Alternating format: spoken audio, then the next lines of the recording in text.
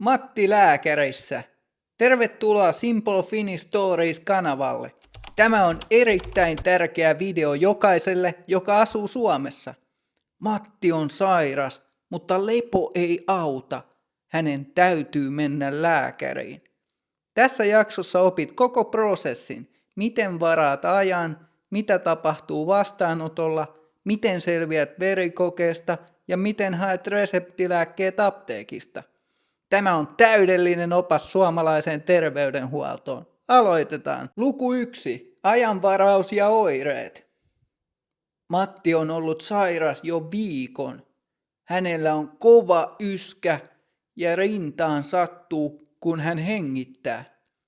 Kuumemittari näyttää edelleen 38 astetta. Tämä ei ole tavallinen flunssa, Matti ajattelee. Hänen täytyy varata aika lääkärille. Matti soittaa terveyskeskuksen ajanvaraukseen. Automaatti vastaa. Jätä soittopyyntö, me soitamme sinulle takaisin. Matti näppäilee puhelinnumeronsa ja jää odottamaan. Tunnin kuluttua hoitaja soittaa ja Matti saa ajan lääkärille kello 14. Dialogi puhelimessa. Hoitaja sanoo. Terveyskeskus, moi, jätitte soittopyynnön. Hei, minulla on ollut kova yskä ja kuumetta jo viikon. Onko sinulla hengenahdistusta? Vähän. Rintaan sattuu, kun yskin. Kuulostaa siltä, että lääkärin pitää kuunnella keuhkot. Pääsetkö tulemaan tänään kello 14? Pääsen, kiitos. Luvun 1 sanasto. Terveyskeskus. Minun täytyy mennä terveyskeskukseen. Ajanvaraus. Ajanvaraus on auki kello 8–4. Oire. Mitkä ovat sinun oireesi? Hengittää. On vaikea hengittää, koska nenä on tukossa. Rinta. Minulla on kipua rinnassa. Soittopyyntö. Jätin soittopyynnön aamulla. Kuunnellaan luku 1 nyt puhekielellä. Matti on ollut kipeä jo viikon. Sillä on kova yskä ja rintaa sattuu, kun se hengittää. Kuumemittari näyttää edelleen 38 astetta. Tämä ei ole tavallinen flunssa, Matti kelaa. Sen täytyy varata aika lääkärille.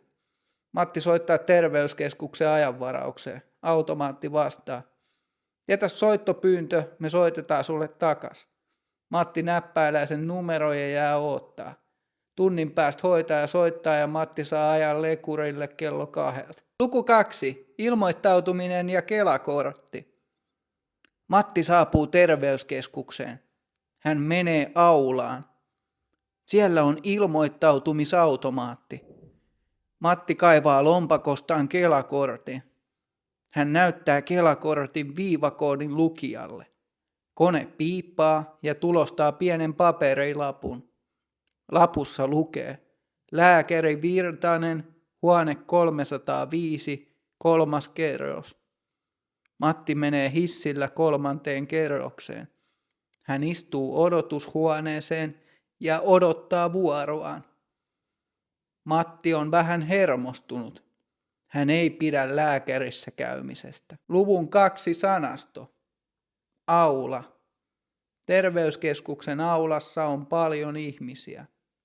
Ilmoittautua. Muista ilmoittautua, kun tulet. Kela-kortti. Sinulla täytyy olla Kela-kortti mukana. Viivakoodi. Viivakoodin lukija lukee viivakoodin. Odotushuone. Odotushuoneessa on hiljaista. Hermostunut. Olen hermostunut, koska pelkään lääkäreitä. Kuunnellaan luku 2 nyt puhekielellä. Matti tulee terveyskeskukseen. Se menee aulaan. Siellä on ilmoittautumisautomaatti. Matti kaivaa lompakosta Kela-kortti. Se näyttää kortin viivakoodi koneelle. Kone piippaa ja tulostaa pienen lapun. Lapus lukee lääkäri Virtanen, huone 305, 3. kerros. Matti menee hissillä 3.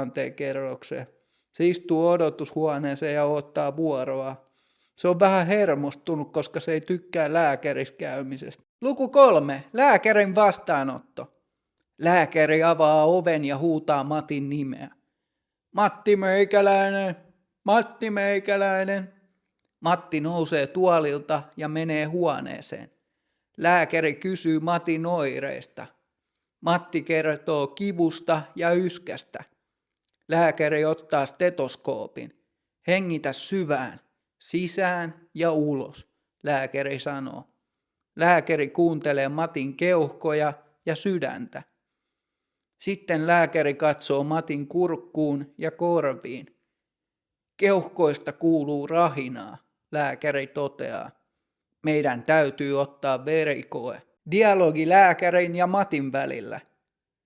Päivää, miten voin auttaa? Mikä sinua vaivaa? Lääkäri kysyy. Minua sattuu rintaan ja yskä on jatkunut jo viikon, Matti sanoo. Nosta paita ylös, minä kuuntelen keuhkot. Hengitä syvään, sisään ja ulos, lääkäri sanoo.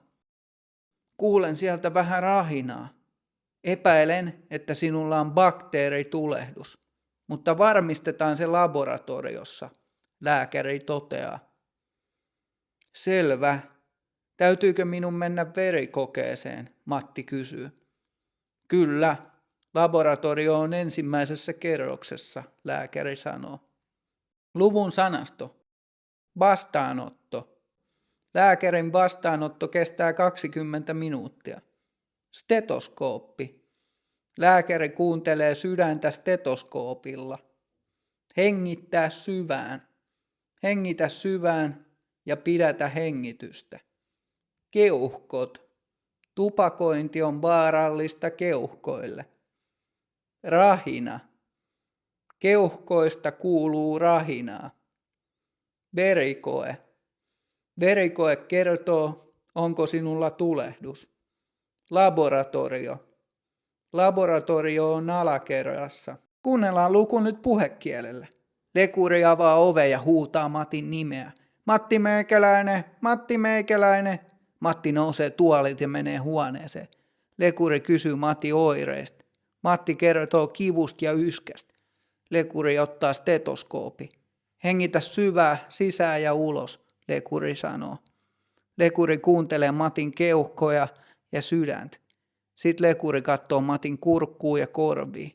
Keuhkoista kuuluu rahinaa, lekuri toteaa. Meidän täytyy ottaa verikoe. Luku 4. Verikoe ja neulakammo. Matti kävelee laboratorioon. Se on ensimmäisessä kerroksessa. Hän ottaa vuoronumeron automaatista. Numero on 85. Odotushuoneessa on paljon ihmisiä. Matti istuu tuoliin odottamaan. Häntä jännittää. Hän pelkää piikkejä. Taululla välähtää numero 85. Matti kävelee huoneeseen numero 2.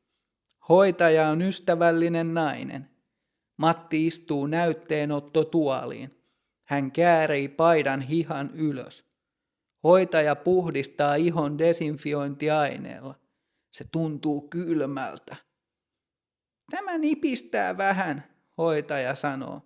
Matti sulkee silmät. Hän ei halua katsoa neulaa. Dialogi Matin ja hoitajan välillä. Mikä on henkilötunnuksesi, hoitaja sanoo.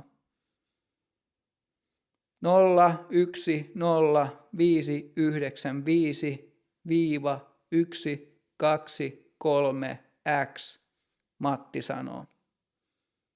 Kiitos. Oletko syönyt tai juonut tänään, hoitaja kysyy. En ole. Olen ollut ravinnotta, Matti sanoo. Hyvä. Laita käsi rennoksi, hoitaja toteaa. Minua vähän pelottaa. Minulla on neulakammo, Matti sanoo. Ei hätää.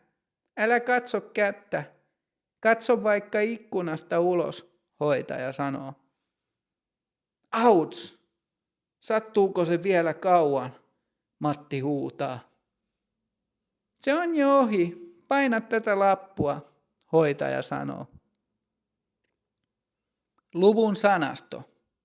Laboratorio. Lääkäri lähetti minut laboratorioon. Vuoronumero. Ota vuoronumero ja odota. Kääriä hiha. Kääri hiha ylös, jotta hoitaja näkee verisuonen. Nipistää. Rokotus nipistää vain pienen hetken. Neulakammo. Monella ihmisellä on paha neulakammo. Ravinnotta. Verikokeeseen pitää tulla ravinnotta, eli syömättä. Kuunnellaan kappale nyt puhekielellä. Matti menee labraa. Se on ekas kerroksessa. Se ottaa vuoronumeron koneesta. Numero on 85. Odotushuoneessa on paljon jengiä. Matti istuu tuoliin odottaa. Sitä jännittää. Se pelkää piikkejä. Taululla välähtää numero 85. Matti menee huoneeseen 2. Hoitaja on mukava nainen. Matti istuu näytteenottotuoliin. Se käärii paidan hihaa ylös. Hoitaja putsaa ihon desinfiointiaineen. Se tuntuu kylmältä. Tää nipistää vähän, hoitaja sanoo. Matti sulkee silmät. Se ei halua katsoa neulaa. Luku 5. Diagnoosi ja apteekki. Matti palaa lääkärin luo. Lääkäri katsoo tietokoneen näyttöä. Laboratoriotulokset ovat valmiina. Sinulla on korkeat tulehdusarvot, lääkäri sanoo. Matilla on keuhkoputken tulehdus. Se on bakteeritulehdus. Hän tarvitsee antibiootteja. Lääkäri kirjoittaa sähköisen reseptin. Resepti menee suoraan järjestelmään. Voit hakea lääkkeet mistä tahansa apteekista, lääkäri kertoo. Matti kiittää ja lähtee. Hän kävelee lähimpään apteekkiin. Hän antaa Kela-kortin farmaseutille. Farmaseutti hakee lääkepaketin laatikosta. Matti maksaa lääkkeet. Kela korvaa osan hinnasta, joten lääke ei ole kallis. Kotona Matti ottaa lääkkeen ja menee nukkumaan. Dialogi apteekissa farmaseutin ja Matin välillä. Hei, miten voin auttaa? Farmaseutti kysyy. Minulla on resepti. Lääkäri määräsi sen äsken, Matti sanoo. Katsotaanpa. Anna Kela-kortti, farmaseutti sanoo. Tässä, ole hyvä. Matti ojentaa Kela-kortin farmaseutille. Joo, teille on määrätty antibioottikuuri.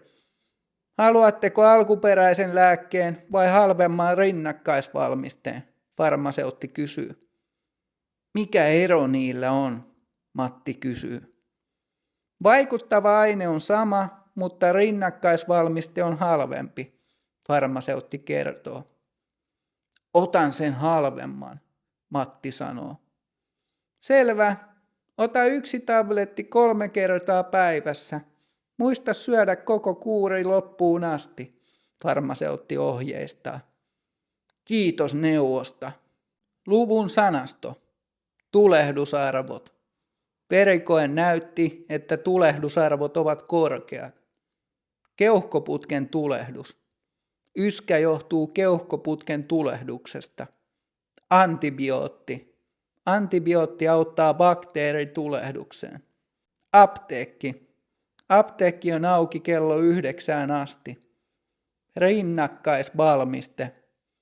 Rinnakkaisvalmiste on yhtä hyvä kuin alkuperäinen, mutta halvempi.